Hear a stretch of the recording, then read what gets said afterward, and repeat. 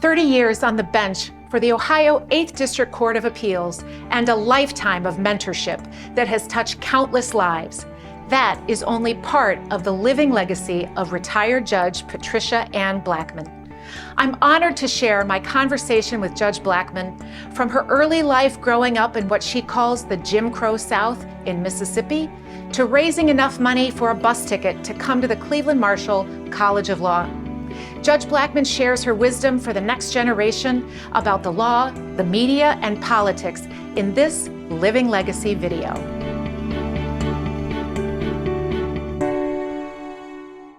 I was on the bench until December 2020.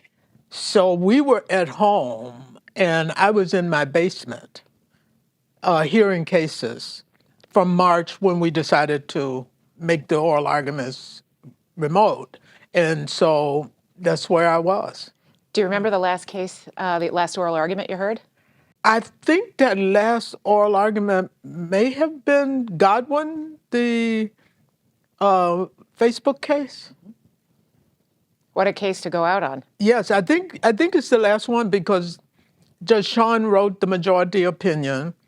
Judge Boyle was on that panel, and I dissented.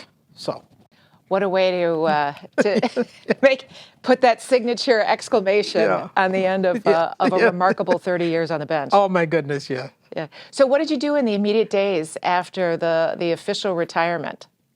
It was in February of 2021, and actually, I didn't go back to the court even in December of 2020. So I think it's winter, so pretty much nothing. And I had always promised myself that I was going to start my memoir. And I had worked on several ideas of how to do it. But every time I sit down to write my story, my mother's story comes up.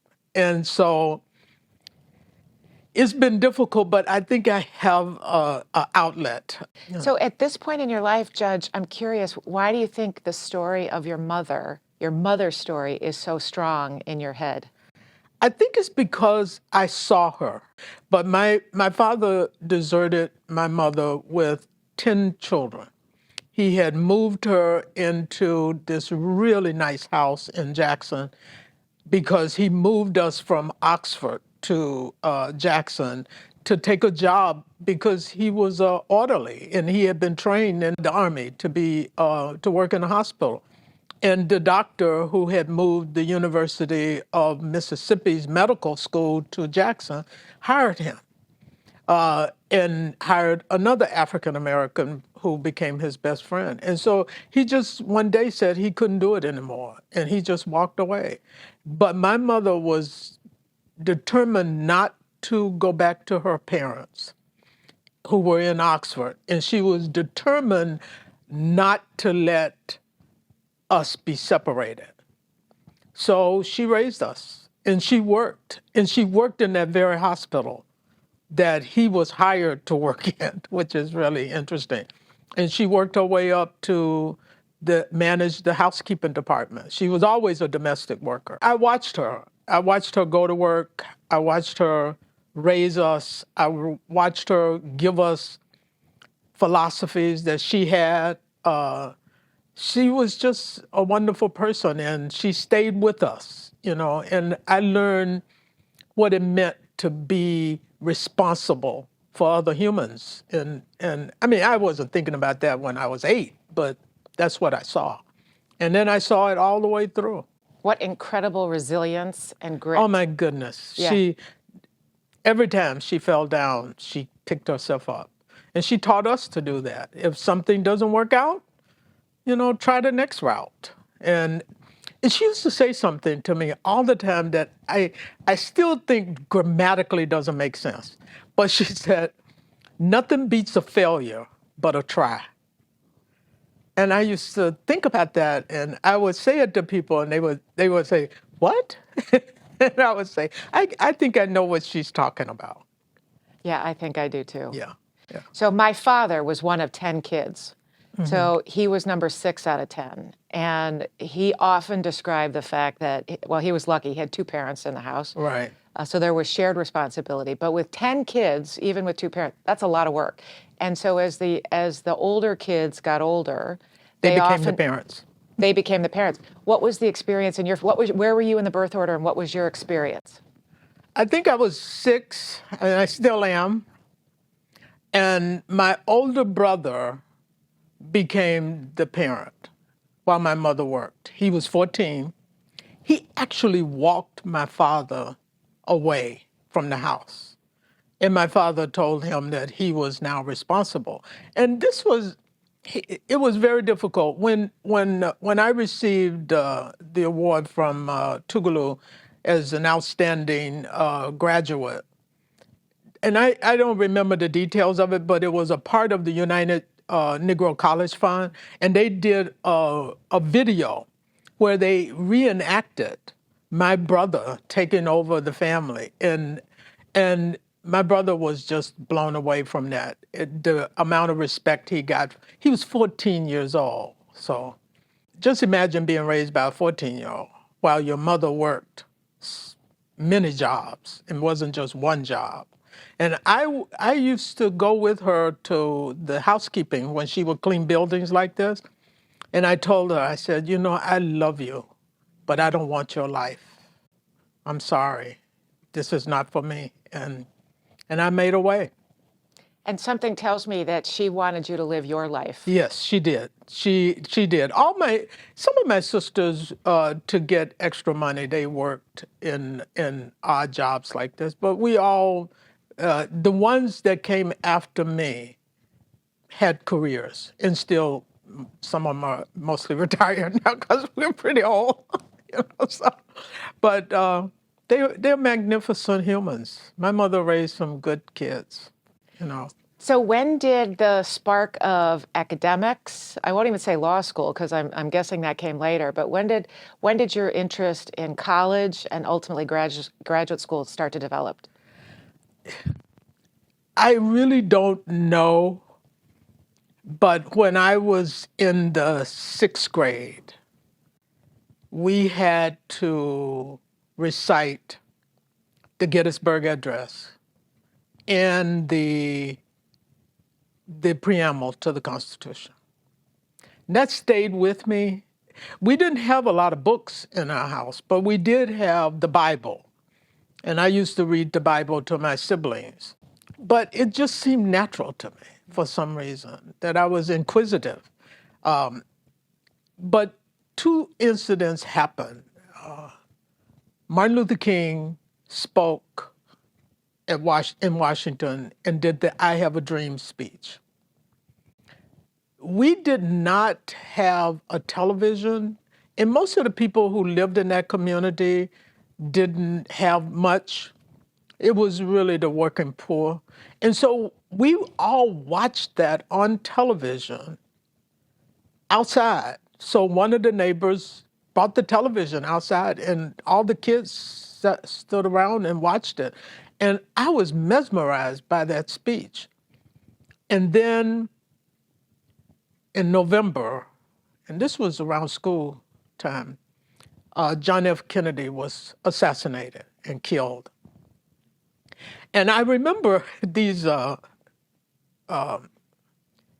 routines that they would take us through when the Russians were coming. We would all have to get under the desk. We would have these little drills. And that day, they told us to put our heads on the desk, and it was a drill. And then they came in and told us to go home. But they never told us why. And so when I got home, my mom was very much upset because there were 3 people that were visible in our home: Jesus, Martin Luther King, and John F. Kennedy. Their photos stood in our living room. And my mother was very proud of her right to vote.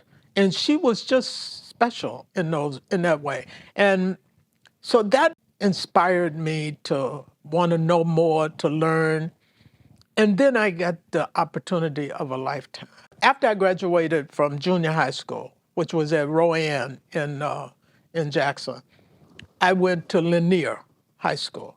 And Lanier High School was on the other side of town and on the other side of the track, and was where many of the teachers in wealthier African Americans live.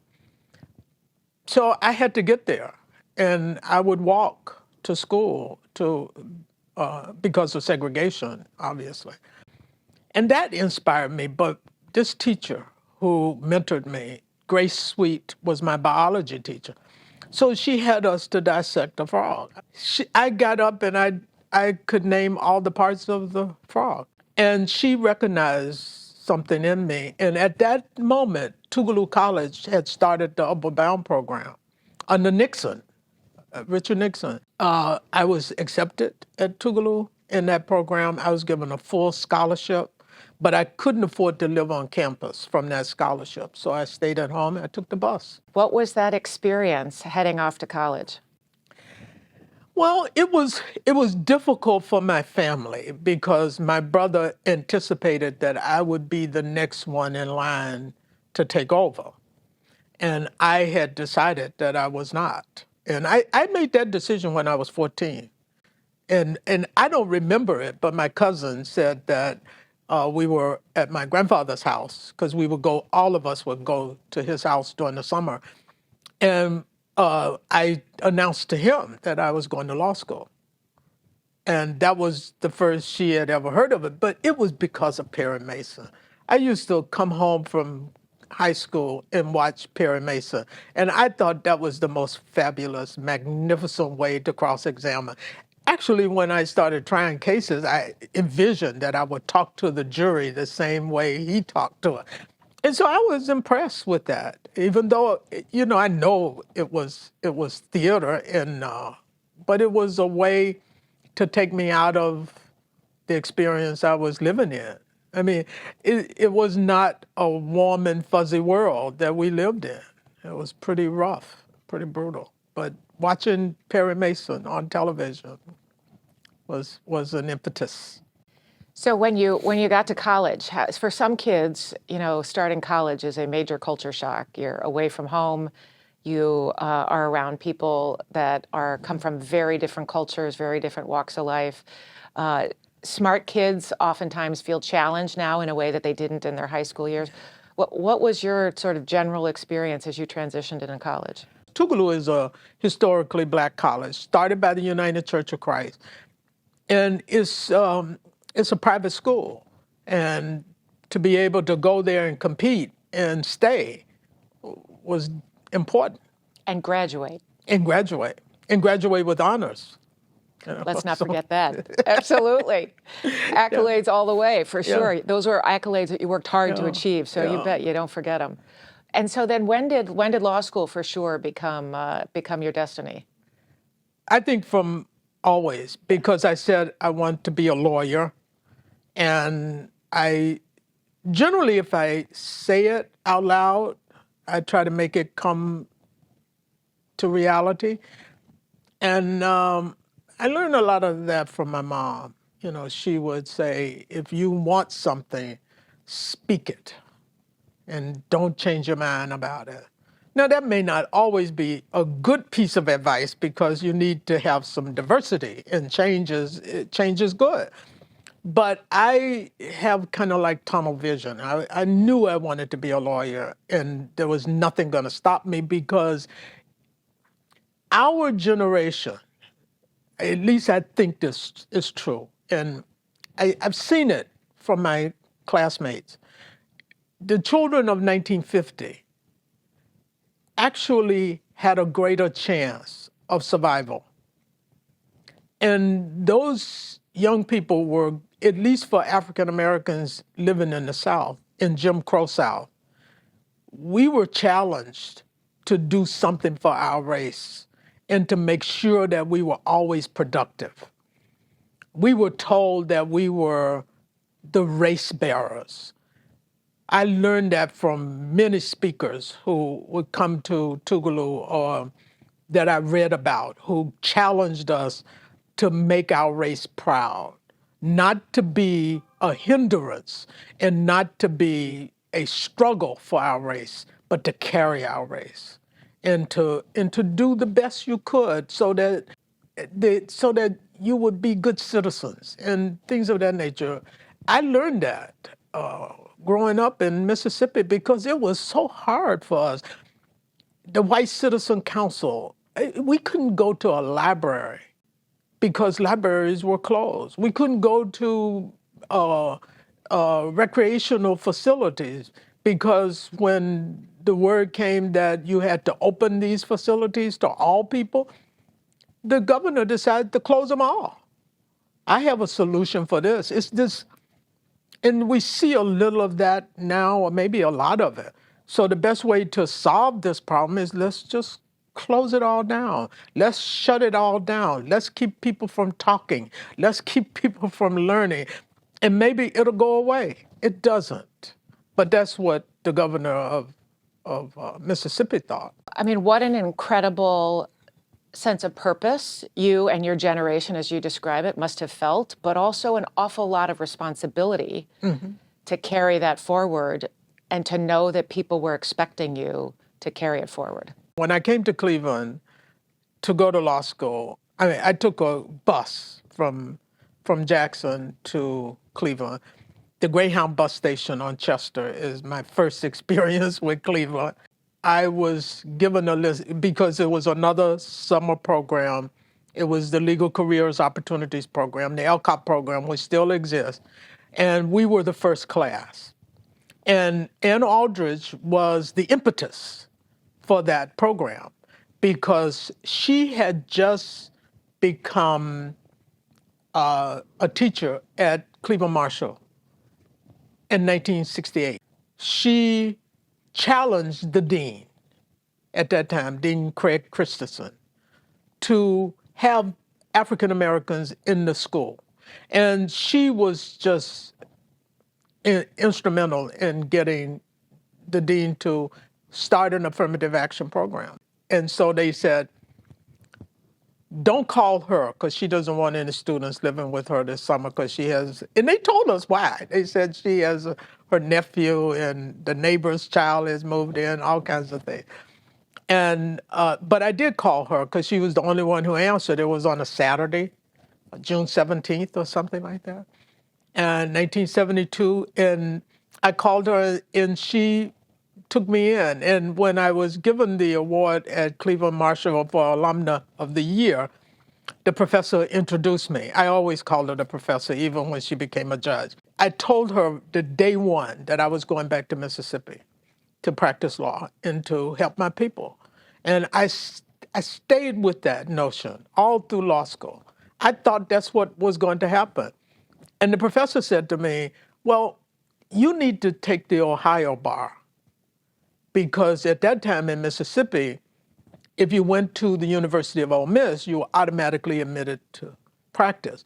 And the whole issue that she was looking at was reciprocity, because she graduated from NYU and she was able to move into the practice in DC and also into Cleveland and I think one other state. She was able to be admitted on motion. And she was like, think about it. And I did, and so I stayed. And then I stayed. And it just became home. So when you came out of Cleveland Marshall, what did you do at the beginning of your career? Before, I worked at the Witness Victims Program. Judge Ruppert and Carla Streepy were instrumental in developing a Witness Victims Program. And you say before, so you mean during law school you worked there? Yes, in 1974. So I worked there from 1974 to 1977. And then Almeda Johnson became the chief prosecutor for the city of Cleveland. And she was the first female to be prosecutor. And I applied for a job to be a prosecutor, which is another thing I did differently because I always said I was going to be a defense attorney. And you still had Perry Mason in your I still sights. had to explain to Judge Aldridge that I was violating yet another one of my principles, which was to actually practice as a defense attorney as opposed to a prosecutor. But I had worked with victims, and I was impressed with the prosecutor's office, and I wanted to try cases. And I think that was the difference. I could try cases, and Judge Sappho, Shirley Sappho, and Shirley was a public defender, and I was the prosecutor, and we were constantly in battle. So we had a lot of fun. Do you remember the first case you tried? Oh my goodness, like it was yesterday. Yeah, yeah. I'm not so sure of the details of it, but I know this. It was in Salvador Calandra's courtroom. I had asked to be the lawyer for the case. And I went up to try this case, because that's what we did. We were in the Justice Center, so you were on the 8th floor, wherever we were. And then you would go up to try the case. And I didn't know what I was doing. And he knew I didn't know what I was doing. He was so upset. And he actually challenged Almeida to not send novices up to try cases. I'd never tried a case before. I just had all this Perry Mason experience. Thought I was ready. And so I went to him after he was so upset about it. And I said, well, teach me. Why can't you help me? And he did the same thing with Shirley. We became kind of his students. And he shepherded us through our cases. And the last case I tried, it wasn't in his courtroom. I don't remember the details of that, but he sat in on the trial of the case, and he said, "You are ready."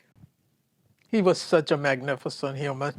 What a compliment. Yeah. Yeah, that's a high bar to set, and to Yeah. get that kind of feedback. Yeah. Most trial lawyers, prosecutors, criminal defense, even the civil side of it, most people, if they're honest, will say that that first trial was abysmal. It's a frightening experience. I remember mine. I remember my first deposition and my first trial. It wasn't pretty. I wasn't afraid. Yeah. I didn't even know I needed to be afraid. Yeah. I was still practicing from Perry Mason. So. That was my problem. I never watched Perry Mason. Yeah. So I have to assume, notwithstanding the fact that you had a preferred judge to argue your cases in front of, you were probably in a variety of different judges' courtrooms. Yes. And you had a firsthand seat to the best judges, maybe some of the judges that maybe not the best judges. Yeah. What were your sort of goals when you started to think about throwing your hat in the ring to become a judge? Well, I started out trying to get other people elected judge. I wasn't thinking so much about me being a trial judge, because I wanted to be a federal judge. As you know, in the 80s, the early 80s, Almeida Johnson, Una Keenan, and myself formed Johnson, Keenan, and Blackmon. We called ourselves the first African-American law firm. But I think we actually did say first women, African-American. But for some reason, it kind of offended George Forbes, because we were in his building as well. And but I think what we were saying is that we had formed a law firm of women. And it was no slight on who was the first or anything like that. So this idea of what to do, I was actually thinking about Una, who wanted to be a judge. She had that was her desire from the day she graduated from Cleveland State. And I was on board with that. And so she ran for judge of juvenile court and did not win that race. And so that was a big issue for her and for us and the ones who worked to help her. And then there was Judge Sappho, and I worked in her campaign. Greg Clifford, I ran his campaign. So there were a number of people and I was just all over the place, running campaigns and thinking I knew what I was doing. I think I have this tendency to Have you ever heard that we teach the things we need to learn? That's what I do. I spend a lot of energy trying to learn something by doing it. And so we worked in Stephanie Tubbs' campaign. I don't know how we came up with this slogan, but we said, vote for the women with the three names. Stephanie Tubbs Jones, and we had a list of others. And that was my belief, is that I was going to run campaigns. I was the chief prosecutor at the time, and I was having the time of my life. And all of a sudden, I made a crucial decision. I decided to take a leave of absence to work in George Forbes' campaign. The governor who had hired me as the chief, Voinovich, was okay with that. Of course, George lost and Mike White won. And I learned that I was going to be the first person that they were going to fire. And I was okay with that because I believed that Mike should be able to pick his own prosecutor. And I was not going to have to make him be embarrassed to terminate me. I had taken a leave of absence to run a campaign, and so no permanent enemies, no permanent friends. And so I resigned. I had also become very close friends with Carl Stokes. And Carl was the judge on the Cleveland Municipal Court, and he and I would talk about everything. So one day, he lived in Shaker. I lived in Shaker. I was walking on Shaker Square, I think, and he said to me, Pat Blackmon, because he never called me except for Pat Blackmon. It's a full name. He said, you should run for judge of the Court of Appeals. And I said, that's an interesting thought. And he told me that the legislature had come up with these 3 additional judges. He said, I think you can do it. And he told me to pick a term. And so I picked February 11th. No magic. It just turns out that both Sarah Harper and I were elected, but I get bragging rights because I had 24 hours of seniority over Sarah. She won the February 11th term, and the February 10th term went to James D. But that's how it happened. Like with everything in my life, it just meant to be, I guess. Right place, right time, and right work and to lucky. get there. Well, it's not just well, luck. let me tell you the definition. I have this magnificent definition, I think, but somebody told me recently that I didn't think of it.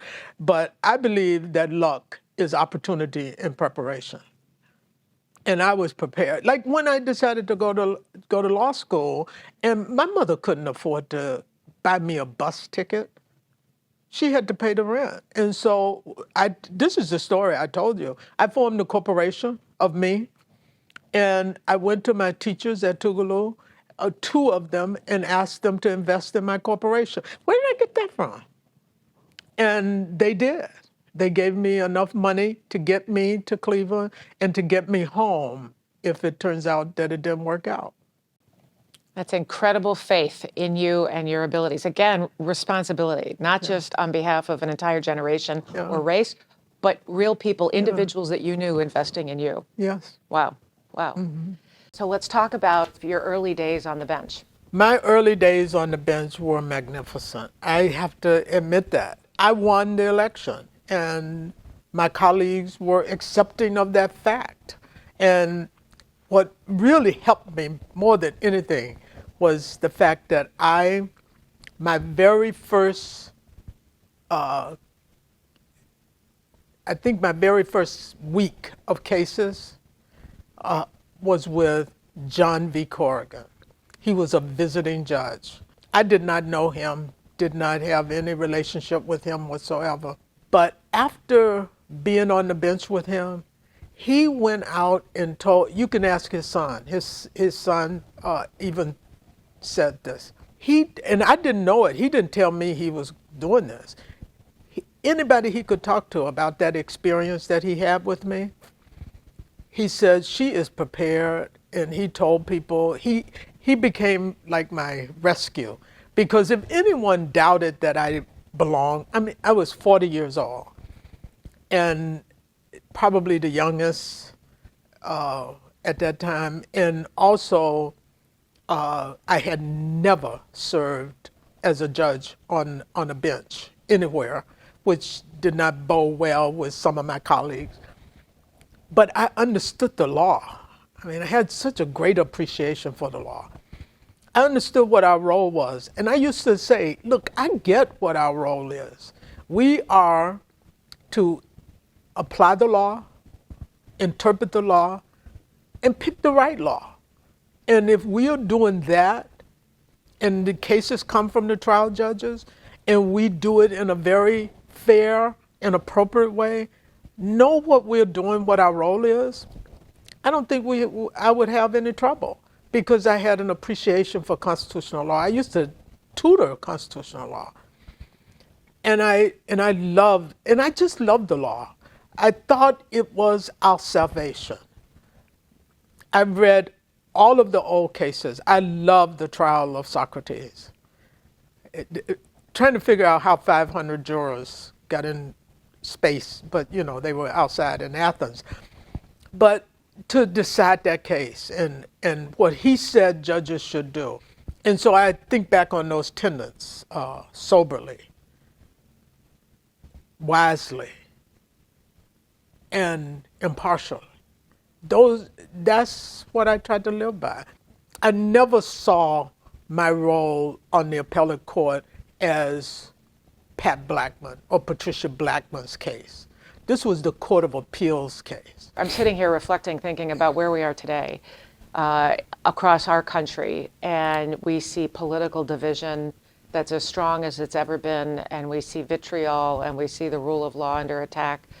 I'm curious what your experience and perceptions are now as you're looking back over 30 years on the bench. In terms of the reflections, I have seen the law improve over those 30 years.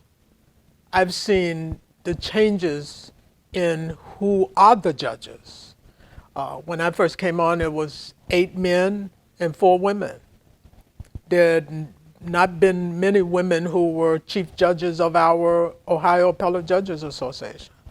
I am honored that I was one of the first of African Americans to be the chief judge, and before that, my friend from Franklin County, who became the first woman.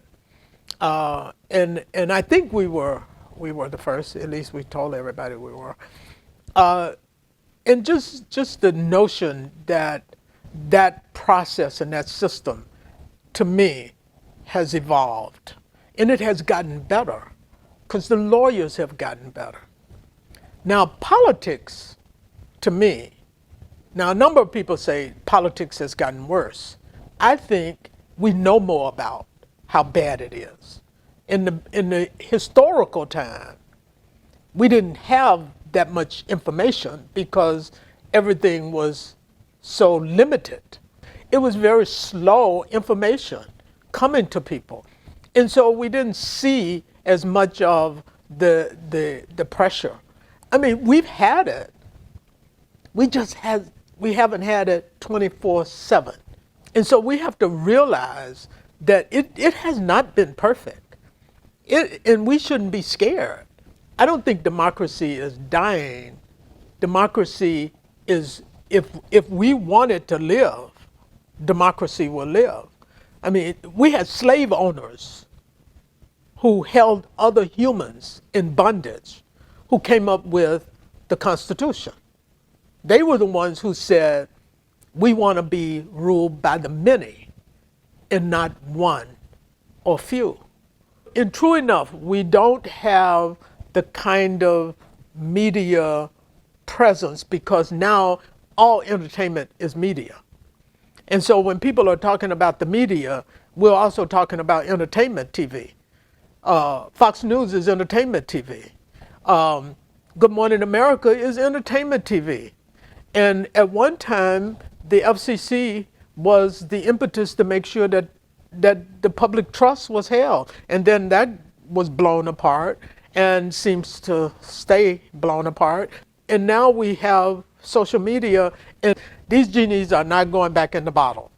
So how do we live with it?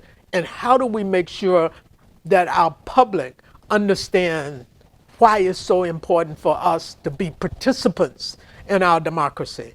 Because I just remember when they were trying to pass the Constitution, I wasn't there, but I remember reading about how they would walk around to each community and show the citizens openly.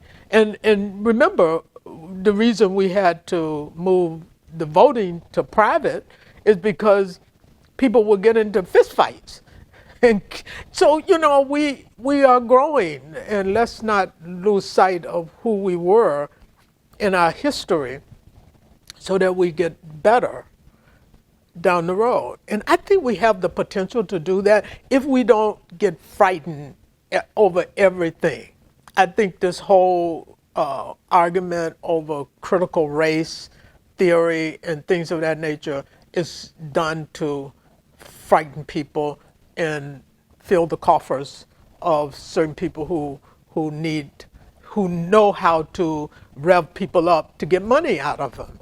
And I think that's a tried old traditional story. I mean, there's nothing unusual about it. It's just it's coming at us 24/7. Yeah, the phrase that's in my head is toward a more perfect union. We Yes. are ever on that path toward a more perfect And I union. think that's where it should be. Yeah, you have mentored, you have encouraged, you have lifted up legions of lawyers in our community, and future lawyers, and future lawyers. Why has mentoring been such an important component of your life, and why in particular women and people of color? It's a great question. I actually mentor everybody. And why? Because somebody mentored me. For women, I've always been drawn to women because it was women who mentored me. Ann Aldridge, Una Keenan, Almeda Johnson, all of these women became a part of my life and became my friends. If you had not gone the law school route, if you had not built that career, where do you think you would have gone? I majored in history, political science, and African American studies. And I had learned that NYU had started a doctorate program in African American studies. And I loved New York. As a kid in Mississippi, I had this dream about what New York was about, and I wanted to go there. And so I figured I'd apply to NYU and get a master's in African American studies and teach. That's what I would do. That's a great answer. That's what I would have expected. Yeah. There is a teacher in you from birth, no question. Yes. No question. Yeah. Judge Blackmon, it's an honor to recognize your dedication and commitment to lifting up others. Now you can help us celebrate our 150th anniversary with Legacy 150 throughout all of 2023. Visit clemetrobar.org/Legacy 150 to get involved now. Come meet us at the bar.